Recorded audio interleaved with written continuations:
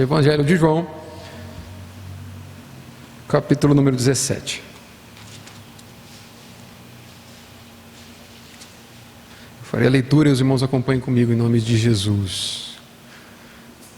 Diz assim a palavra do Senhor. Estamos juntos? Ouçamos atentamente, com temor, reverência ao texto da Sagrada Escritura. Tendo Jesus falado estas coisas, levantou os olhos ao céu e disse: Pai, é chegada a hora, glorifica teu Filho, para que o Filho te glorifique, a ti. Assim como lhe conferiste autoridade sobre toda a carne, a fim de que ele conceda a vida eterna a todos os que lhe deste. E a vida eterna é esta: que te conheçam a ti, o único Deus verdadeiro, e a Jesus Cristo a quem enviaste. Eu te glorifiquei na terra, consumando a obra que me confiaste para fazer. E agora glorifica-me, ó Pai, contigo mesmo, com a glória que eu tive junto de ti antes que houvesse mundo. Manifestei o teu nome aos homens que me deste do mundo.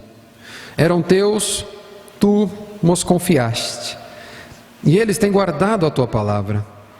Agora eles reconhecem que todas as coisas que me tens dado provêm de ti, porque eu lhes tenho transmitido as palavras que me deste. E eles as receberam e verdadeiramente conheceram que saí de ti, e creram que tu me enviaste. É por eles que eu rogo, não rogo pelo mundo, mas por aqueles que me deste, porque são teus. Ora, todas as minhas coisas são tuas, e as tuas coisas são minhas, e neles eu sou glorificado. Já não estou no mundo, mas eles continuam no mundo, ao passo que eu vou para junto de ti. Pai Santo, guarda-os em teu nome que me deste, para que eles sejam um, assim como nós. Quando eu estava com eles, guardava-os no teu nome que me deste, e protegi-os, e nenhum deles se perdeu, exceto o filho da perdição, para que se cumprisse a Escritura. Mas agora vou para junto de ti, e isto falo no mundo, para que eles tenham o meu gozo completo em si mesmo. Eu lhes tenho falado a tua palavra, e o mundo os odiou, porque eles não são do mundo, como também eu não sou. Não peço que os tire do mundo, e sim que os guardes do mal. Eles não são do mundo, como também eu não sou. Santifique-os na verdade. A tua palavra é a verdade. Assim como tu me enviaste ao mundo, também eu os enviei ao mundo. E a favor deles, eu me santifico a mim mesmo, para que eles também sejam santificados na verdade. Não rogo somente por estes, mas também por aqueles que vierem a crer em mim por intermédio da sua palavra, a fim de que todos sejam um, e como és tu, ó Pai, em mim, e eu em ti, também sejam eles em nós, para que o mundo creia que tu me enviaste. Eu lhes tenho transmitido a glória que me tens dado, para que sejam um, como nós o somos. Eu neles e tu em mim, a fim de que sejam aperfeiçoados na unidade, para que o mundo conheça que tu me enviaste e os amaste, como também amaste a mim. Pai, a minha vontade é que onde eu estou, estejam também comigo os que me deste, para que vejam a minha glória que me conferiste, porque me amaste antes da fundação do mundo. Pai justo, o mundo não te conheceu, e eu porém te conheci, e também estes compreenderam que tu me enviaste. Eu lhes fiz conhecer o teu nome, e ainda os farei conhecer, a fim de que o amor com que me amaste esteja neles, e eu neles esteja. Até aqui, leitura da palavra do Senhor. Oremos pedindo para que o Senhor nos abençoe na exposição e na compreensão. Esse texto que nós lemos aqui é um tanto longo, porque assim deve ser a oração. A oração deve ser longa, mas não uma oração com muitas palavras. A oração deve ser longa no intuito de se buscar provar o máximo daquele que é o Deus a qual nós buscamos em oração. E esse texto que nós lemos hoje é a oração de Jesus. Por isso que eu arrisco a dizer, com a plena certeza das Escrituras, que nós estamos diante da maior oração já feita em toda a história da humanidade na Terra. A oração de Deus. Partindo do ponto que João declara e aponta-nos nessa palavra, nesse seu evangelho, logo no primeiro capítulo, no primeiro versículo, que ele, falando de Jesus, era o verbo, no início era o verbo estava com Deus e o verbo era Deus.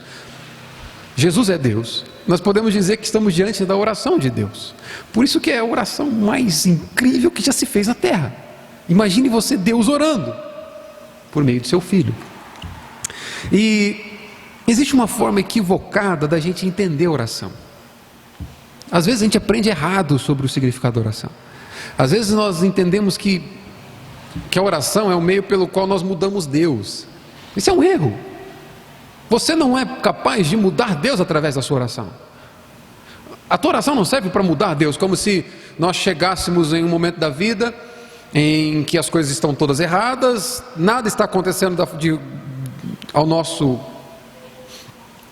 o nosso bem, e a gente pode dizer assim: bom, eu vou orar, porque aí eu posso mudar Deus para Deus agir em meu favor. Como se o plano de Deus não fosse perfeito, e quando você orasse, ele dissesse assim: vixe, é verdade, ele pensou melhor que eu acho que se eu fizer do jeito que ele está pedindo, vai ser melhor. Não, a tua oração não serve para mudar Deus. Nós não mudamos Deus, porque Deus é perfeito. Se através da nossa oração fôssemos capazes de mudar a Deus, nós estamos dizendo que nós estamos melhorando Deus em algum aspecto. E se Deus precisa melhorar, ele deixa de ser Deus, porque Deus é perfeito. Não, a oração não serve para que você mude Deus. A oração tem um outro propósito: para que ela mude você, para que ela molde você a palavra de Deus. A oração serve para que nós provemos intimidade com esse Deus que nós buscamos. E aí a gente pode pensar uma coisa: se Deus é autor da existência, Deus não assiste o que está acontecendo, Deus determina o que está acontecendo. Essa é a verdade bíblica. Deus não está fora da existência assistindo tudo aquilo que acontece, alheio ao que acontece. Deus determina cada acontecimento e Ele está no fim da história, contemplando o seu plano sendo executado. Esse é o Deus das Escrituras. Se Deus decreta todas as coisas, tudo o que acontece, para que você ora então? Bom, simples, eu posso ver aqui, através das Escrituras, 3 motivos que eu destaco aqui pelo qual a gente ora. Primeiro, porque a Bíblia manda orar. Jesus é sabedor do plano de Deus e ora. Então, a Bíblia manda orar continuamente, sem cessar. Então, por isso a gente ora.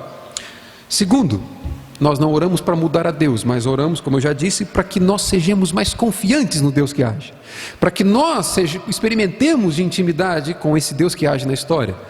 E terceiro, nós oramos porque Jesus orou, e Ele é o nosso maior exemplo de intimidade com Deus. Quando nós o imitamos, nós estamos nos aproximando daquilo que é plano de Deus, nos fazer a imagem do seu Filho. Então por isso oramos.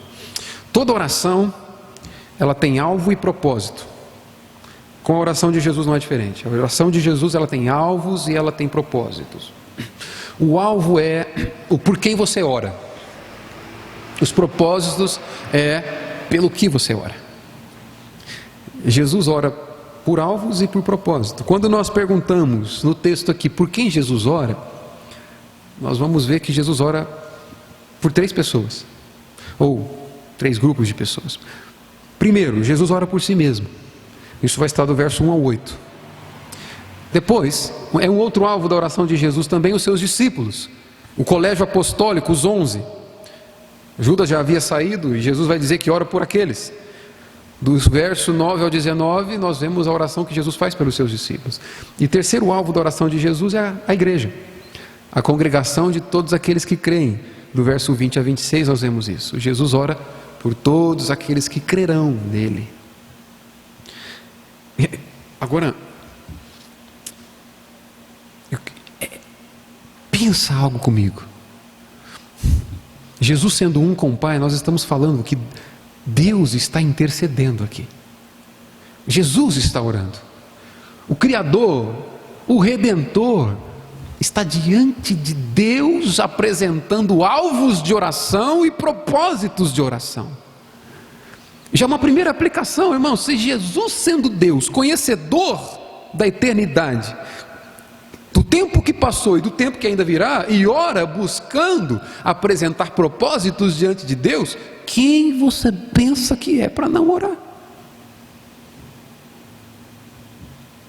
Você não tem domínio sobre o amanhã. Ele tinha e orava. Imagine nós. Outra coisa que eu analiso aqui. Então, primeiro, se os alvos de Cristo são apresentados nessa oração. Segundo, os propósitos de Cristo também são apresentados aqui. Pelo que Jesus ora? Quando Jesus ora por si mesmo, o que Jesus pede? Qual que é o propósito? É isso que eu quero ver com vocês aqui agora. Isso do verso 1 ao 8. Quando Jesus ora por si mesmo, ele pede o quê?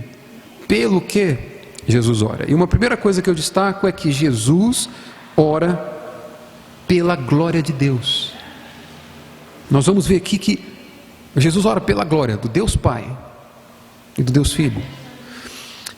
As Escrituras, irmãos, nos apresentam um Deus que é absurdamente comprometido com a sua própria glória, com o seu próprio nome. O mover de Deus na história tem por objetivo primeiro a sua própria glória. O relacionamento da Trindade, lá na eternidade, antes da criação de tudo, Pai, Filho e Espírito Santo em comunhão eterna se relacionando, ali o relacionamento da Trindade é teocêntrico. Deus é o centro. A glória de Deus é o centro nesse relacionamento. A criação é teocêntrica. A criação tem por objetivo revelar a glória de Deus.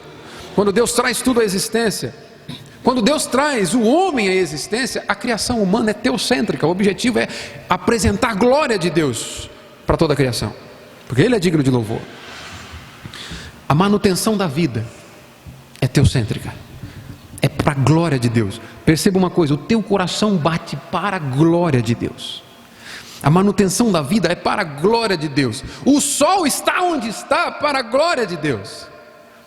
A terra mantém a sua órbita perfeita ao torno do sol para a glória de Deus. A manutenção da existência é para a glória de Deus. Tudo é teocêntrico. A salvação dos homens é teocêntrica, é para a glória de Deus. A salvação dos homens é para a glória de Deus. A condenação dos inimigos de Deus também é para a glória de Deus. Tudo que acontece em todos os instantes, tudo que você já viveu, tudo que você vive hoje, tudo que você vivenciará amanhã, é teocêntrico, é para a glória de Deus. A Bíblia mostra um Deus comprometido com a sua glória. Você não precisa abrir, mas em Isaías capítulo 48, nos versos 9 e 11, olha o que nós lemos. Por amor de meu nome, Deus dizendo: por amor de meu nome retardarei a minha ira, e por causa da minha honra me conterei para contigo, para que te não venha a exterminar. E no verso 11, por amor de mim, e ele repete mais uma vez, por amor de mim é que faço isto. Porque como seria profanado o meu nome? A minha glória não dou a outro. Até a misericórdia de Deus disponibilizada para os homens é para a glória de Deus. Entenda uma coisa: o homem nunca foi o centro do universo. O homem nunca foi principalmente o centro do coração de Deus.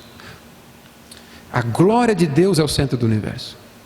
A glória de Deus é o centro do coração de Deus. Tudo feito em primeiro lugar para a exaltação de Deus.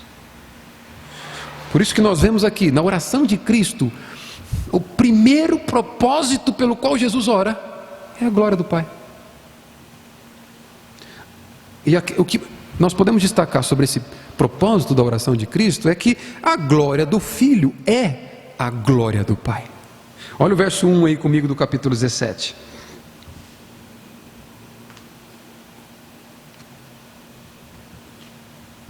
Tendo Jesus falado estas coisas, levantou os olhos ao céu e disse, começou a orar: Pai, é chegada a hora, glorifica o teu Filho, para que o Filho te glorifique a ti. Deus, Jesus Cristo sendo exaltado, Deus está sendo exaltado. É possível nós vermos nas páginas das Escrituras que há um compromisso fiel entre as três pessoas da Trindade para a exaltação do único Deus.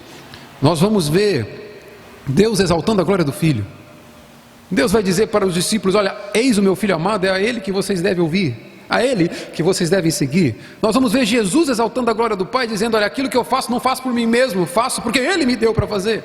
Nós vamos ver o Espírito Santo apontando para Jesus: olha, é a ele que vocês devem seguir, a ele que a quem vocês devem ouvir. Há um acordo entre Deus Pai, Deus Filho, Deus Espírito Santo para a glória do único Deus.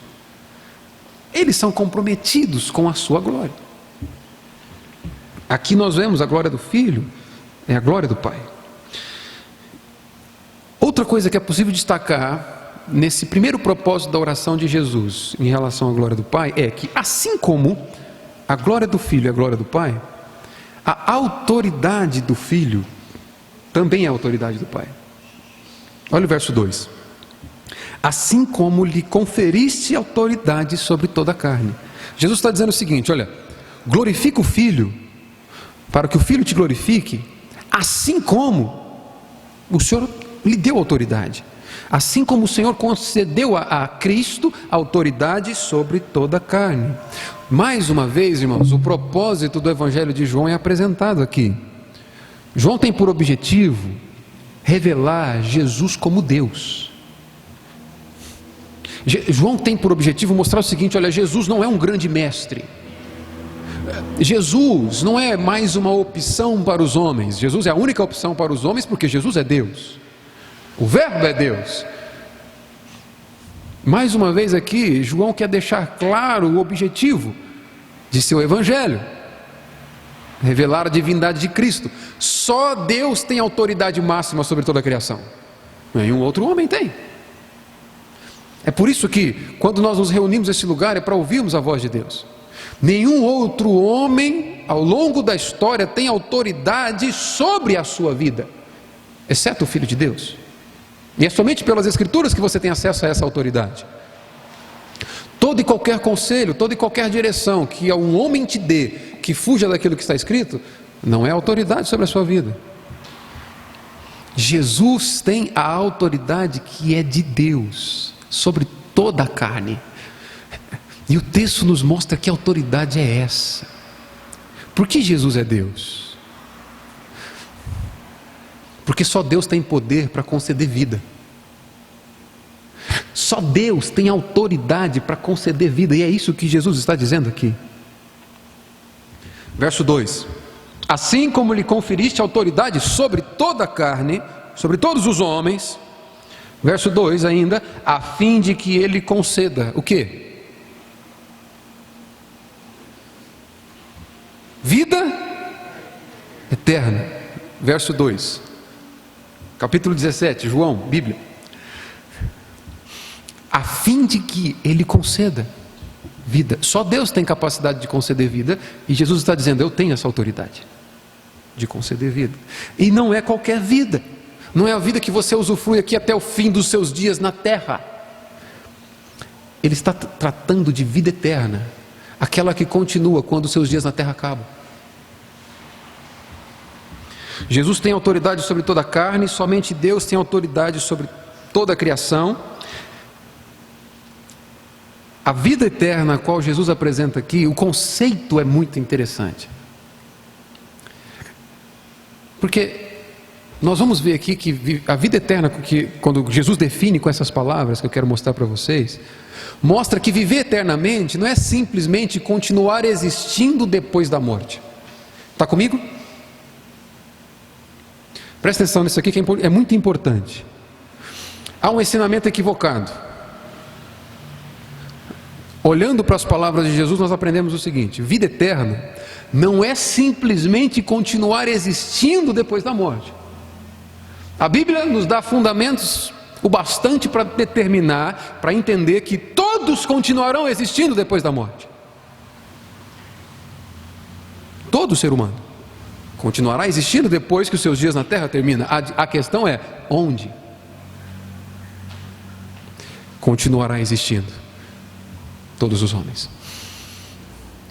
Com isso nós definimos vida eterna. Jesus define vida eterna. Olha o verso 3, ele vai dizer: e a vida eterna é esta, que te conheçam a ti, o único Deus verdadeiro, e a Jesus Cristo, a quem enviaste. Jesus está dizendo, irmãos, que vida eterna não é simplesmente continuar existindo. Jesus está dizendo que vida eterna é provar intimamente. Isso é conhecer a Deus por toda a eternidade.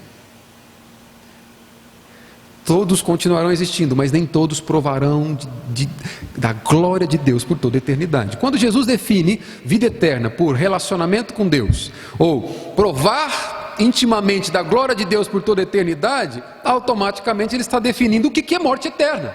Morte eterna não é deixar de existir depois da morte. Morte eterna é você não usufruir da glória de Deus depois do fim dos seus dias, mas usufruir tão somente da sua santa ira no inferno. Isso é deixar, ou isso é morte eterna. É não conhecer a Deus intimamente depois do fim dos dias. E perceba, Jesus está trazendo isso para um contexto em que ele mostra que ele tem autoridade sobre toda a carne. A glória do Filho de Deus é a glória de Deus, e Jesus ora por isso, porque somente Deus tem poder para determinar o destino eterno dos homens. Jesus tem poder para determinar o destino eterno dos homens. É a autoridade do Filho que faz isso. Então, a primeira coisa que eu destaco aqui, a glória do Filho é a glória do Pai, assim como a autoridade do Filho é a autoridade do Pai. E por fim, ainda nesse primeiro ponto, a glória de Deus sempre foi o objetivo principal de Jesus na terra. Veja o verso 4. Eu te glorifiquei na terra. Esse é o objetivo de Cristo. Jesus, ele inicia sua oração como propósito, pedindo para a exaltação da glória do Pai, quando ele é glorificado, porque a glória de Deus sempre foi o seu objetivo primeiro, sempre foi o seu objetivo principal. Quando alguém dizer para você o seguinte, presta atenção, que você é a parte mais importante da terra que fez com que Jesus morresse, que você é o alvo principal da entrega de Cristo, entenda, isso não é bíblico. Você é alvo do sacrifício de Cristo, mas o alvo principal do sacrifício de Cristo é a glória do Pai, a glória de Deus. E por ele ser tão fiel à exaltação da glória de Deus, nós vamos no embalo. Nós somos alvos dessa fidelidade de Jesus. E Jesus vai dizer, eu te glorifiquei na terra, e na sequência do texto, da sua oração, ele mostra como que ele faz isso. Jesus glorificou a Deus fazendo aquilo que Deus mandou fazer. Olha a continuação do verso 4. Eu te glorifiquei na terra, consumando a obra que me confiaste para fazer.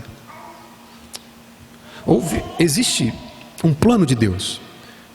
Pensa você o seguinte, uma linha do tempo aqui, ó, desde antes de Deus criar o mundo, Deus já estava ali em comunhão com Deus Pai, Deus Filho, Deus e Espírito Santo. Ali surgiu esse plano, em algum momento ali. Deus cria a existência e hoje nós chegamos no tempo que nós estamos. E uma hora essa terra vai acabar. A vida como nós conhecemos, dessa forma vai terminar. Existe um plano de Deus que inicia na eternidade e atravessa toda a existência, e esse plano tem um objetivo: a glória de Deus na face de Cristo, na glória de Cristo. Você não precisa abrir, mas em Filipenses capítulo 2, nos versos 8 e 11, Paulo diz o seguinte: Jesus a si mesmo se humilhou, tornando-se obediente até a morte e morte de cruz, pelo que também Deus o exaltou sobremaneira e lhe deu o nome que está acima de todo nome.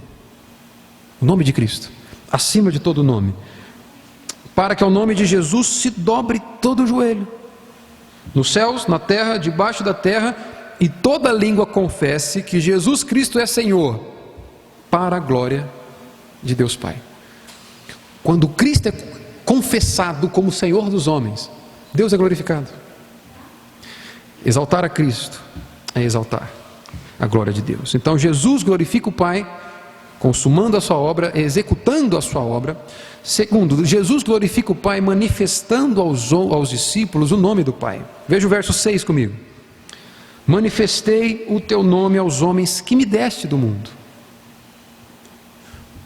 Jesus mostra para os discípulos, Jesus ensina para os discípulos como viver para a glória de Deus. Esse é o significado dele manifestar o nome. Jesus não está apenas dizendo, olha, eu ensinei para os meus discípulos como o Senhor se chama. mostrar para os discípulos, manifestar para os discípulos o nome do Pai, está intimamente ligado à palavra de Deus. Veja no verso 6 ainda: manifestei o teu nome aos homens que me deste, eram teus, tu nos confiaste, e eles têm guardado a tua palavra. Jesus glorifica a Deus na terra, nos ensinando como viver de acordo com a vontade de Deus. Isso é glorificar a Deus, isso é tomar o nome de Deus de forma adequada, não tomar o nome de Deus em vão. É você viver de uma forma que isso aqui vá além de informações para você. É você viver de uma forma, é nós vivemos de uma forma que aquilo que está escrito aqui faz todo sentido quando os outros nos veem. Quando eles nos veem, eles podem discernir o padrão prescrito pelo Senhor aqui. Quando nós vivemos de acordo com aquilo que está escrito aqui, a glória de Deus é exaltada através da nossa vida. E aí vivemos, ou tomamos o nome de Deus de forma adequada. É isso que Jesus está dizendo aqui: olha, eu ensinei eles a viver pela tua palavra, e eles têm guardado ela. Jesus é comprometido com a glória do Pai. Outro ponto: Jesus glorifica a Deus na terra, revelando essa palavra. Irmãos, Jesus é a chave para a interpretação bíblica. É para Jesus que nós precisamos olhar quando nós vamos ler esse livro. Olha o verso 8: porque eu lhes tenho transmitido as palavras que me deste. Jesus ensina a viver de acordo com o temor da palavra, porque Ele mesmo transmite aquilo que faz sentido, aquilo que é a vontade de Deus, aquilo que é o meio pelo qual Deus quer que nós vivamos. Essa revelação ela é extremamente necessária para que a gente compreenda por que Deus envia o Filho na terra. Jesus é essa interpretação perfeita. A revelação que Cristo faz da palavra de Deus é extremamente necessário para que, primeiro, não tomemos o nome de Deus em vão.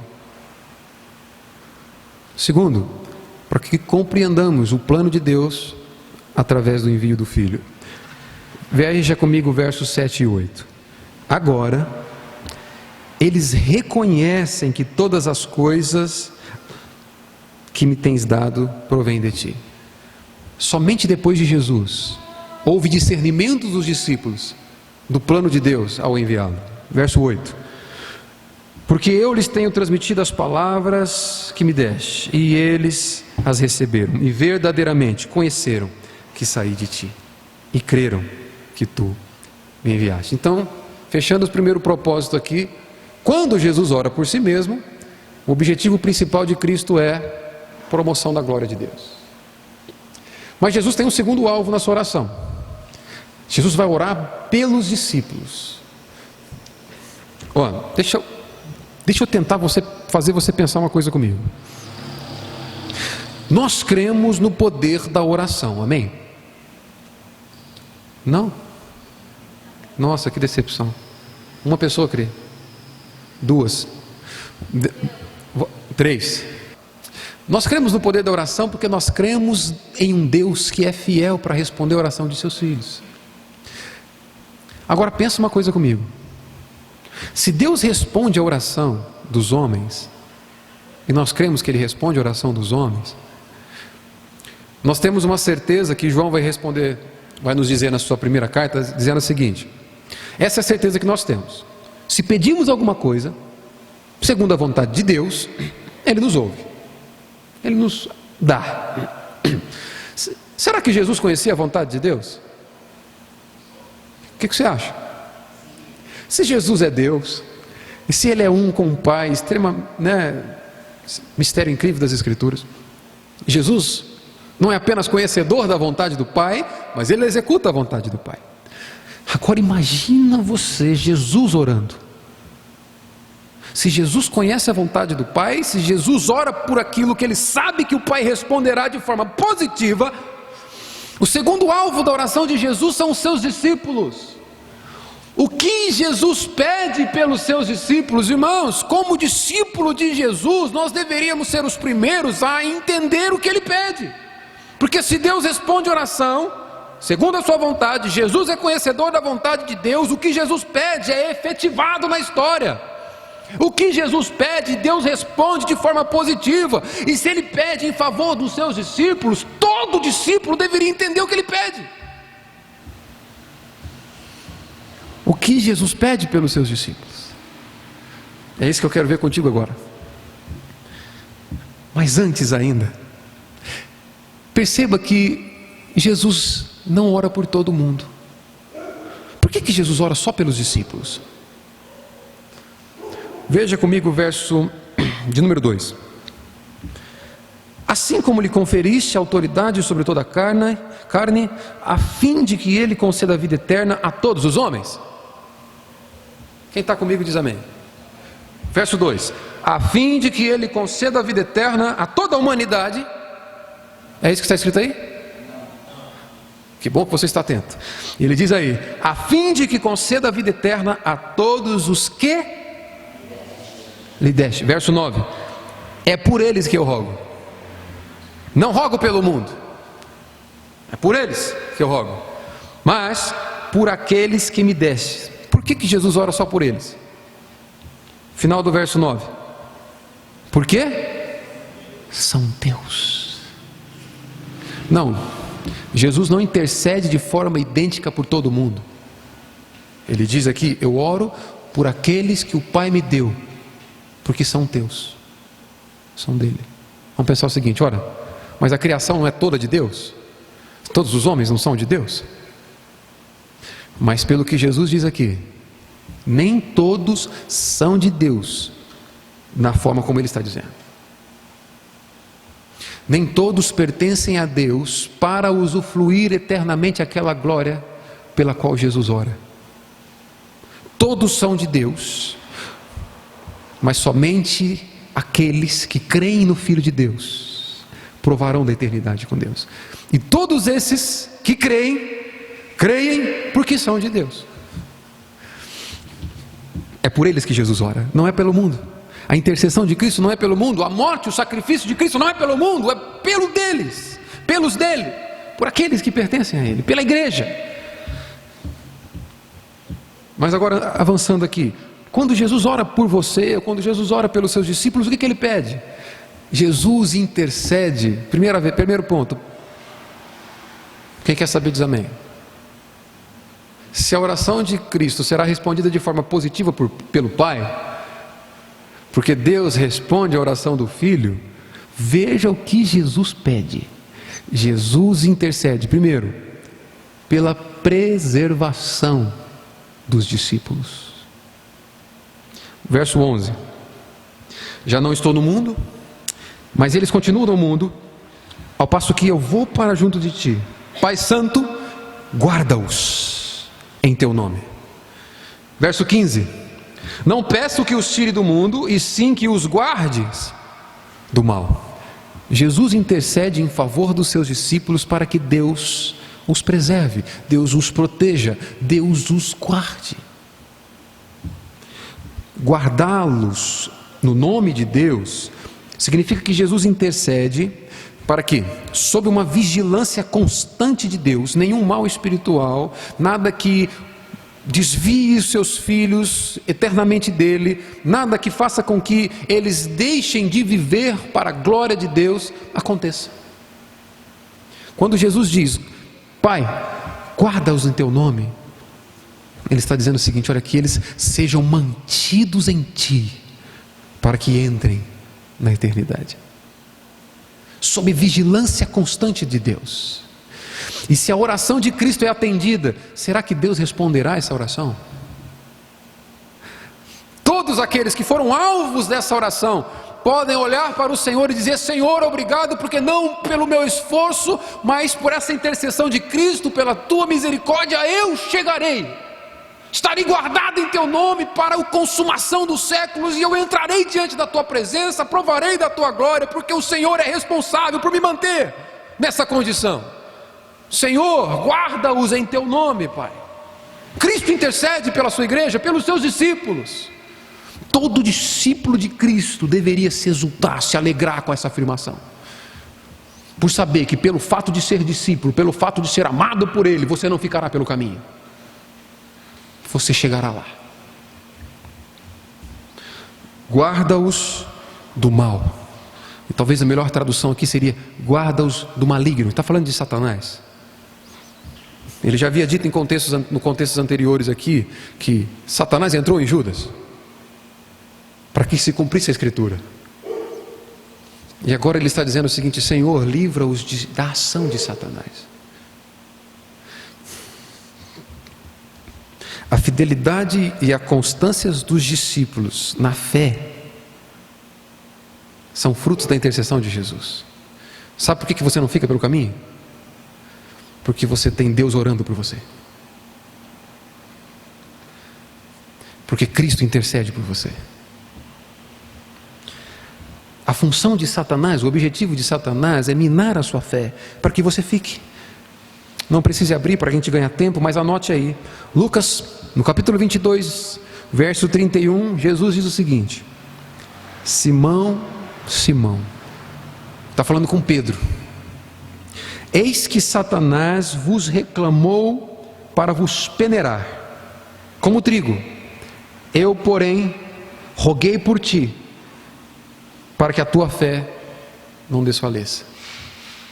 E na sequência ele vai dizer: olha, quando você se converter, apacenta minhas ovelhas. Lucas capítulo 22, verso 31 e 32, para quem está anotando. Perceba, Jesus chega para Pedro, e Jesus vai dizer o seguinte: Pedro, você vai me negar, você vai cair, você vai ficar. Mas Pedro, e isso vai acontecer porque Satanás busca peneirar vocês como trigo. E quando Satanás busca peneirar os cristãos, o que ele quer tirar é a fé. E Jesus vai dizer: mas eu roguei por você, para que a sua fé mantenha-se firme, para que você não desfaleça. Por isso, quando se converter, quando voltar, apacenta minhas ovelhas. Entenda uma coisa aqui, irmãos e irmãs: ninguém, absolutamente, as Escrituras nos fundamenta e me dá base para afirmar o que eu vou te afirmar agora. Nenhum homem, nenhuma mulher em toda a história da humanidade que esteve nas mãos de Cristo sairá de lá.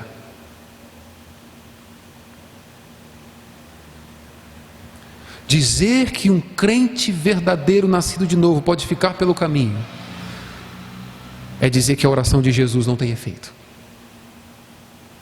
Ele intercede pelos seus. E talvez você pode perguntar assim: mas Osmar, e aqueles que saíram e não voltaram? E morreram longe do Senhor? Entenda uma coisa: os que estão nas mãos de Cristo jamais sairão. Se saiu e não voltou, é porque nunca esteve nas mãos de Cristo. Ninguém que prova do novo nascimento, ninguém que prova da intercessão do Filho de Deus fica pelo caminho, porque a intercessão de Cristo tem poder para te fazer chegar lá. Cristo garante a nossa chegada até lá.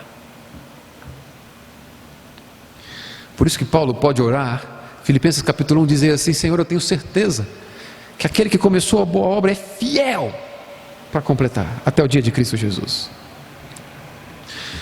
Então, primeira coisa, Jesus ora em favor dos seus discípulos, pedindo para que o Pai os preserve. Segunda coisa, Jesus ora em favor de seus discípulos para que eles sejam unidos. Verso 11 ainda.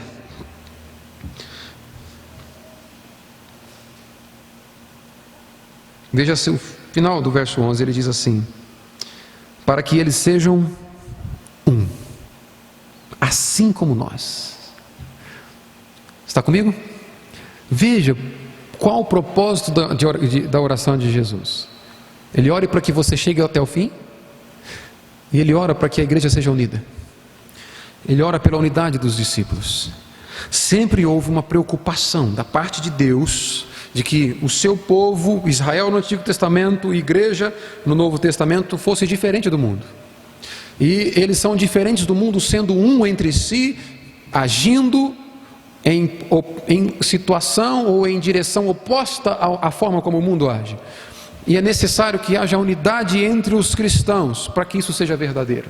Jesus ora para que a igreja seja unida, para que os seus discípulos sejam unidos. Jesus ora para que nós estejamos juntos no propósito de sermos sal da terra e luz do mundo. Jesus ora para que os seus discípulos sejam unidos. Eles proclamariam o Evangelho. Aqueles 11 homens proclamariam o Evangelho, pregariam a sã doutrina. Irmãos, por que você acha, pensa comigo, que uma igreja tão pequena, começou com 11, 100 e pouco, 3.000, fizeram muito mais, causaram muito mais impacto do que nós causamos hoje no Brasil, com mais de 48 milhões de evangélicos? Esses homens entenderam o que foi a intercessão de Jesus. Esses homens entenderam a necessidade de estarem unidos pela causa do Evangelho. Não estamos falando de união interdenominacional, não é união exterior, não é pregarmos a inexistência de placas de igreja, não é isso. Estamos falando da união espiritual da igreja, que tem como objetivo principal a proclamação do Evangelho. Por que você acha que nós somos irrelevantes na história do Brasil comparado a esses homens na história da sua nação? 48 milhões de evangelhos que se peneirar. E Satanás tem peneirado. Por isso muitos estão ficando pelo caminho. Porque nem todos os que estão na igreja são igreja. São igreja aqueles que são unidos no corpo de Cristo pela causa do Evangelho. Jesus ora pela unidade da igreja. Terceiro, Jesus ora pela santificação dos discípulos. Então, para que você seja preservado, para que você seja unido com os irmãos, e pela santificação, para que você seja santo. Verso 17: santifica-os na verdade. A tua palavra é a verdade. Nós poderíamos traduzir aqui Jesus dizendo assim: Senhor, separa-os do mundo pela verdadeira santificação da vida. Que cada vez mais a forma deles viverem, a forma deles pensarem, a forma deles sentirem, a forma deles se relacionarem, seja mais e mais de acordo com a santa lei de Deus. É isso que Jesus está pedindo aqui. Que cada vez mais e mais você e eu possamos viver de acordo com aquilo que nós ouvimos, que vem da parte de Deus. Santifica-os. Jesus ora para que você seja santo. E eu creio que a oração de Cristo tem poder. Entenda uma coisa: se você tem lutado contra o pecado e vencido, não é porque você foi capaz de fazer o que outros não conseguiram, mas é porque Cristo tem intercedido em favor da tua vida.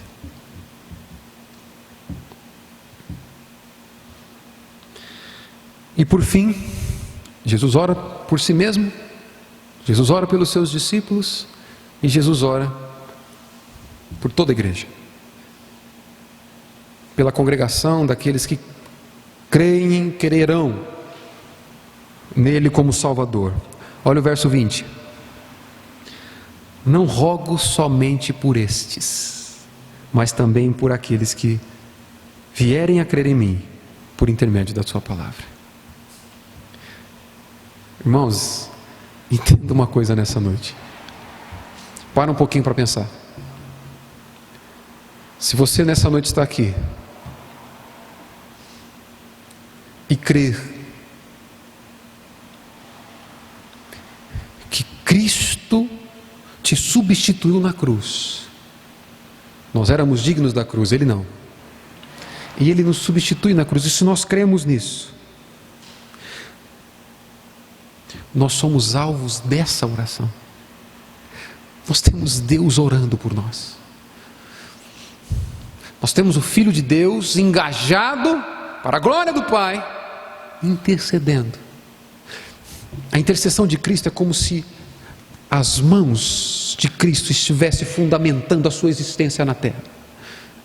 Você, como cristão, está aqui sobre a mão dele, e não há nada superior ao poder dessa mão para te fazer sair dela. Não há nada superior ao poder dessa mão para te possibilitar cair e ficar prostrado, porque ele tem intercedido por todos os seus. Se você está aqui me ouvindo e crendo, você é alvo dessa intercessão.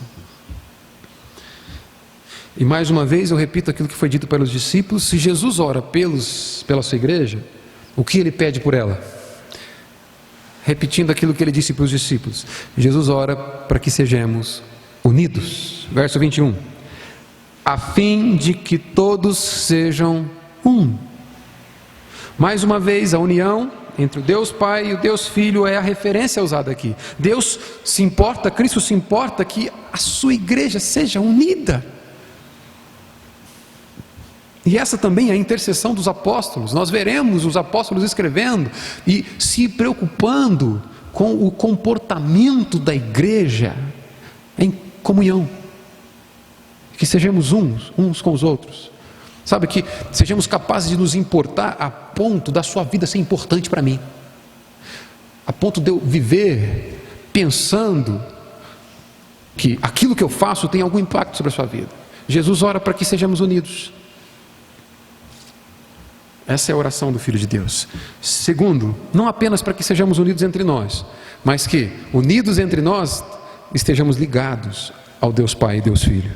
Verso 21, não rogo somente por estes, mas por todos aqueles que vierem a crer em mim, por intermédio da sua palavra, e como és tu, ó Pai, em mim, e eu em ti, que também sejam eles em nós.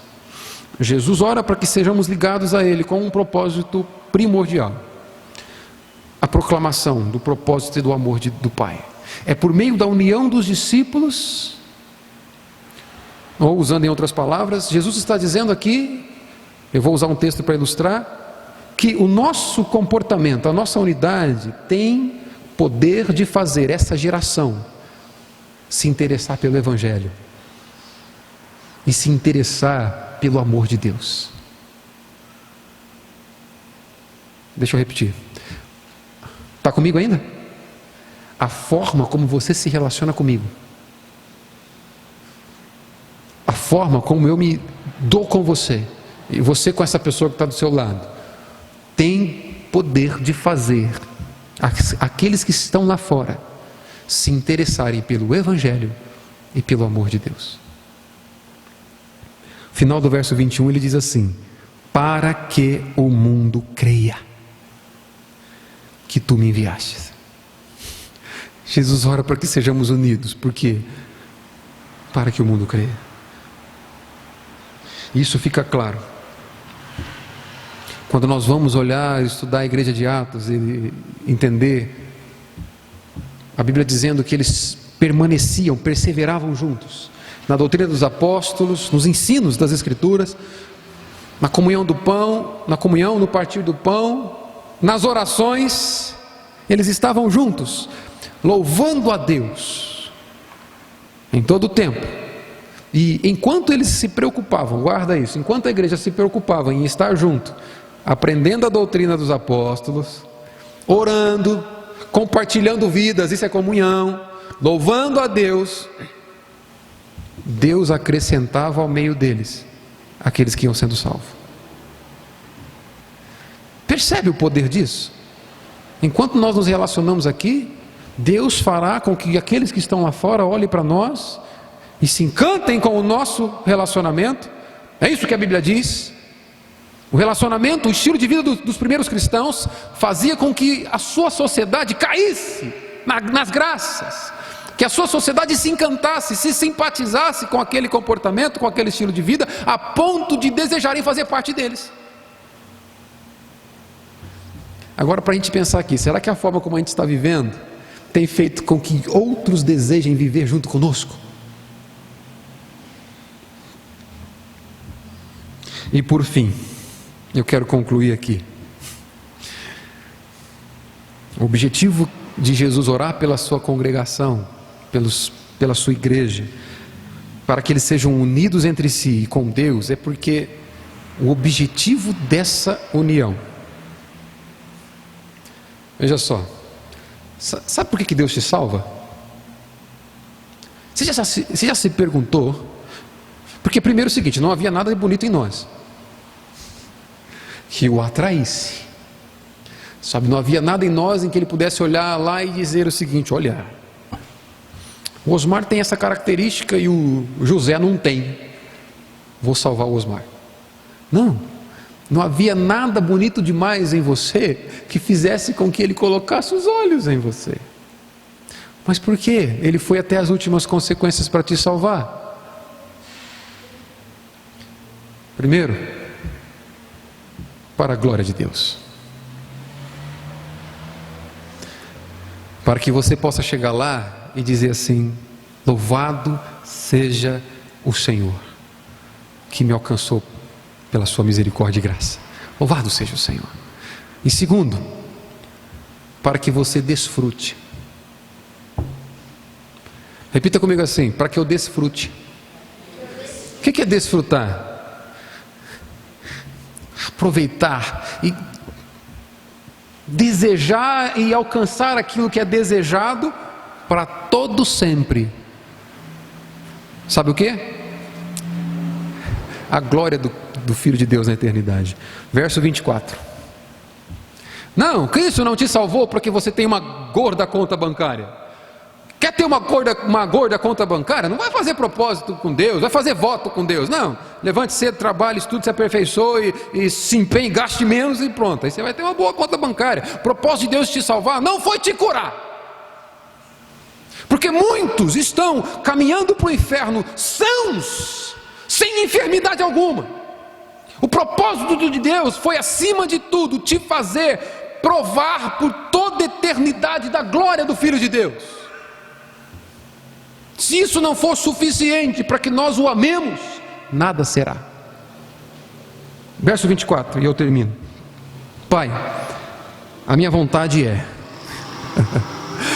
Jesus revelando a vontade do seu coração, ele diz: Pai, a minha vontade é que onde eu estou, estejam também comigo os que me deste, todos os eleitos, toda a igreja, para que vejam a minha glória, que me conferiste porque me amaste antes da fundação do mundo. Cristo intercede por nós para que sejamos unidos a Ele, com o propósito de provarmos da sua glória por toda a eternidade. Eu finalizo com você. Jesus é nosso mestre, e Ele orava. E deixa eu nos perguntar aqui: você ora? Jesus, sendo Deus, não apenas conhecedor do amanhã, mas autor do amanhã, ora. E você, que não conhece nem o que vai acontecer no próximo segundo, você não tem governo, você não tem controle sobre os 5 minutos daqui para frente, você ora? A oração de Jesus revela comprometimento com a glória de Deus. E a nossa oração?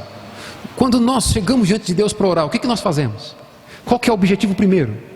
Será que nós chegamos lá e dizemos: Senhor, eu preciso disso, preciso daquilo outro, preciso também... Lembrando aqui, eu preciso que o Senhor aumente as finanças. E lembrando aqui, o Senhor, preciso que o Senhor me cure, eu preciso que o Senhor me transforme, eu preciso que o Senhor traga a pessoa amada em 30 dias, eu preciso... Será que o nosso relacionamento através da oração é uma lista de supermercado espiritual? A oração de Cristo busca a glória do Pai. O que é viver para a glória do Pai? Fazer tudo o que o agrada e evitar tudo o que o entristece. Jesus ora pela preservação dos discípulos. Irmãos, mais uma vez, se nesse exato momento aqui, você está de pé, se nesse exato momento aquilo que está sendo dito faz sentido para você, entenda uma coisa: você foi alvo da intercessão do Filho de Deus. Ele ora para que você continue, Ele ora para que você chegue ao fim da vida com plena satisfação do que viveu e ansioso por aquilo que está por vir,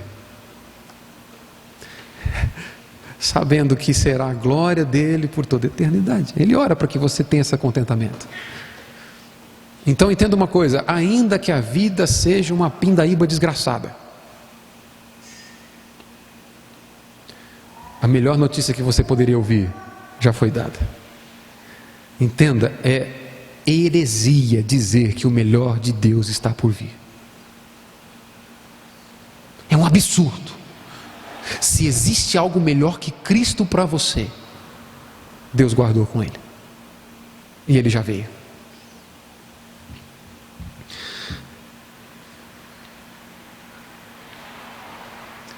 Se nós temos sido alvos da intercessão de Cristo, nós somos capazes de promover a unidade da igreja, como nós vemos aqui.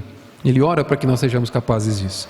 E aí eu externo a pergunta aplicando para nós aqui: como está o nosso comprometimento em ver esses irmãos unidos entre si? Em ver a igreja de Cristo em Pitangueiras, vamos colocar assim, unida entre si. O que nós temos feito para isso? Talvez você pode dizer para mim o seguinte: olha, o máximo que eu posso fazer é orar. Então tá bom, você ora, faça isso. Ore por aqueles que você não viu aqui, ore por esses que você está vendo aqui, assuma um compromisso de orar pela vida dele. Chegue diante dele e diz assim: irmão, ora por mim, ajuda a minha oração.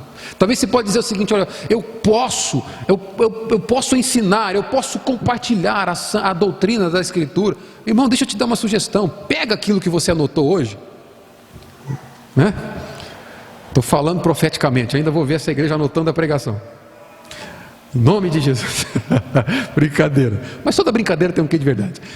Pega tudo isso que você aprendeu hoje, usa essa semana para você chegar naquele irmão que não veio, ou para você compartilhar com esse irmão que veio, ou para você compartilhar com aquele que você conhece, para dizer: veja o que Cristo me ensinou. Cristo ora por nós, e veja por que Ele ora. Compartilha, prega,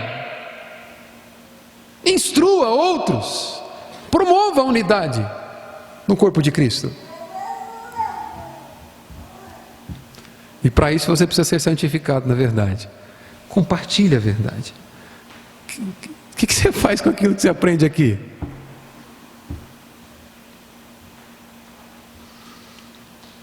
Eu fico por aqui.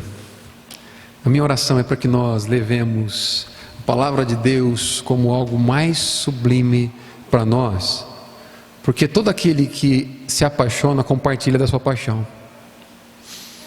Se você amar as Escrituras, se você amar Jesus, você vai compartilhar Jesus. Amém? Baixa a tua cabeça, fecha teus olhos.